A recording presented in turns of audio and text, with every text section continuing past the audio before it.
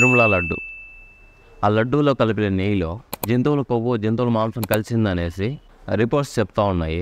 అది పొలిటికల్ స్టంటా లేకపోతే ఇంకొకటి అనేసి కొంచెం మాట్లాడుకుందాము, కొంచెం కామన్ సెన్స్తో మాట్లాడుకుందాము. జనరల్లీ ఎక్కడో ఉండే ఒక కంపెనీ ఆ నెయ్యి పంపిస్తే తిరుమలలో ఉండే ల్యాబుల్లో చెక్ చేస్తారు కదా, డైరెక్ట్గా వేసేయరు కదా. సో అక్కడ ఉండే ఎంప్లాయీస్ అందరు కరప్షన్ అనే మీనింగ్.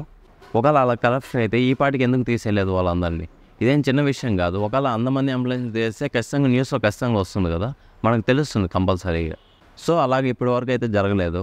ఇది పక్కన పెడితే వైఎస్ఆర్సీపీ కానీ టీడీపీ కానీ ఏం చెప్తా ఉన్నారు? ఎందుకు మీరు కేఎంఎఫ్ కాదని ఇతర ప్రైవేట్ సంస్థలకి మీరు నెయ్యి టెండర్ అందజేశారు? 6 నెలలకు ఒకసారి రొటీన్ గా జరిగే కార్యక్రమంలో ఎవరు L1 గా వస్తారో వారికి ఇస్తారు.